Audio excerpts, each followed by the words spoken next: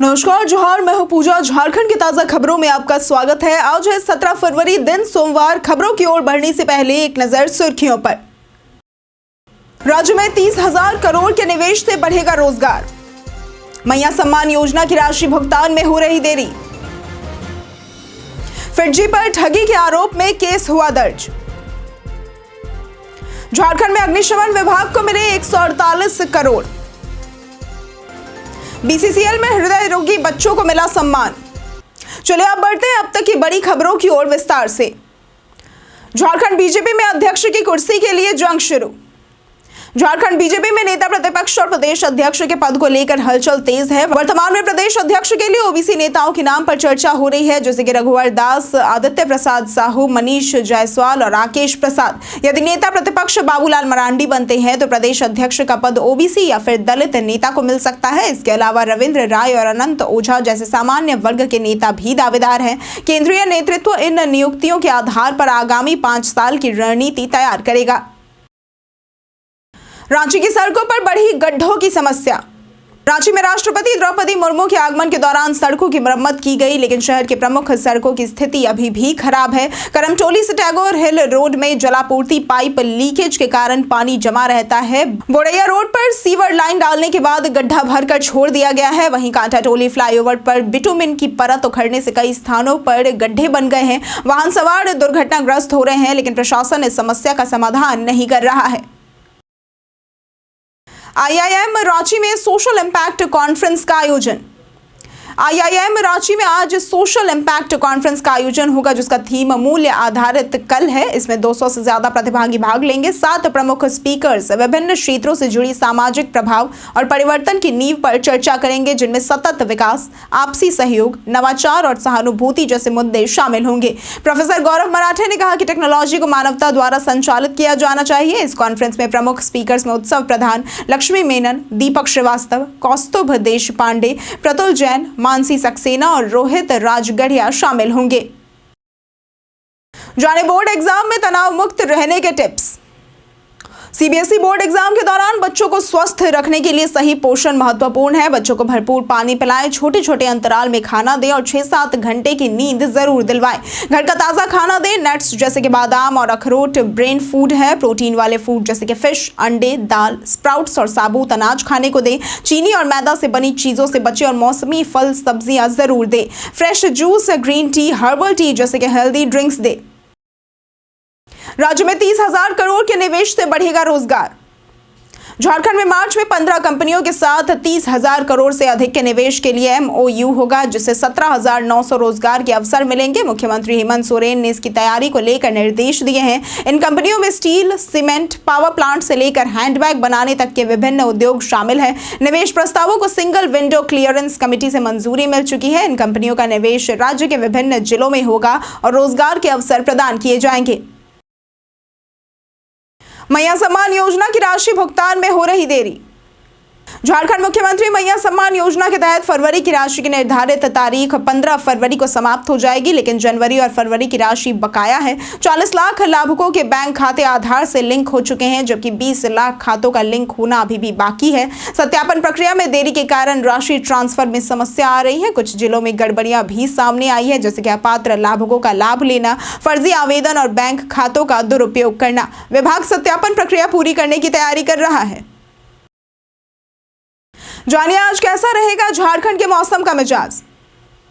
रांची झारखंड में 17 फरवरी से मौसम में बदलाव हो सकता है। तापमान में 2 से 3 डिग्री सेल्सियस की वृद्धि हो सकती है। सुबह हल्की ठंडी हवा के कारण ठंड का एहसास हुआ और फिर धीरे धीरे तापमान में वृद्धि हो रही है। झारखंड के विभिन्न जिलों में सुबह धुंध और हवा के कारण ठंड महसूस हुई। सबसे अधिक तापमान सरायकेला में 33.1 डिग्री और सबसे कम खूंटी में 7.2 डिग्री सेल्सियस रहा। सोमवार को हल्की ठंडी हवा चलने की संभावना है। फिरजी पर ठगी के आरोप में केस हुआ दर्ज। रांची के लालपुर थाने में फिरजी के chairman D K Goyal, CEO Manish Anand और सीएफओ राजीव बब्बर पर 98,900 रुपए ठगी का केस दर्ज हुआ है। शिकायतकर्ता जगदीश गुप्ता ने बताया कि उन्होंने अपने बेटे का एडमिशन अक्टूबर 2024 में फिरजी में कराया था और कुल 98,900 रुपए की फीस दी गई थी। हाल ही में उन्हें जानकारी मिली कि संस्थान बिना किसी पूर्व सूचना के बंद हो गया है, जिससे उनके बच्चों का भविष्य खतरे में पड़ गया है। झामुमो की राष्ट्रीय राजनीति में बढ़ेगी ताकत। झारखंड मुक्ति मोर्चा यानी कि झामुमो 2025 के अंत में नई दिल्ली में पार्टी कार्यालय खोलने की योजना बना रहा है और आगामी वर्षों में राष्ट्रीय पार्टी बनने की दिशा में एक कदम भी बढ़ाया जा रहा है। पार्टी बिहार और पश्चिम बंगाल विधानसभा चुनाव में उम्मीदवार उतारने की तैयारी कर रही है। झामुमो का 13वां महाधिवेशन 13 से 15 अप्रैल 2025 को रांची में होगा, जिसमें 5,500 से अधिक प्रतिनिधि भाग लेंगे। 2021 में ममता बनर्जी के साथ विवाद और 2020 के बिहार चुनाव में हार के बावजूद पार्टी आगामी चुनावों में मजबूती से उतरने वाली है। कई कारणों से दर्ज है भारत के इतिहास में आज की तारीख। आज के दिन 1739 में मराठा और पुर्तगालियों के बीच वसई की लड़ाई शुरू हुई थी। आज के दिन 1915 में गांधी जी ने पहली बार शांति निकेतन का दौरा किया था। आज के ही दिन 2008 में भारत संचार लिमिटेड ने ओरेकल सॉल्यूशंस के साथ समझौता किया था। आज के दिन 2009 में चुनाव आयोग ने अंतिम चरण के मतदान समाप्त होने तक एग्जिट पोल के प्रसारण पर रोक लगा दी थी। और आज के दिन 1994 में चिमन भाई पटेल का निधन हुआ था, जो कि भारतीय राष्ट्रीय कांग्रेस के राजनीतिज्ञ थे, जो गुजरात के भूतपूर्व मुख्यमंत्री भी रहे थे। झारखंड पर्यटन में आज बात होगी मां आकर्षणी मंदिर की। झारखंड पर्यटन में आज हम बात करेंगे खरसावा स्थित मां आकर्षणी का मंदिर, जो कि ऐतिहासिक और आध्यात्मिक दृष्टि से महत्वपूर्ण है। यह स्थल प्राकृतिक सौंदर्य से घिरा हुआ है और यहाँ भक्तों का विश्वास है कि उनकी इच्छाएं मां की कृपा से पूरी होती है।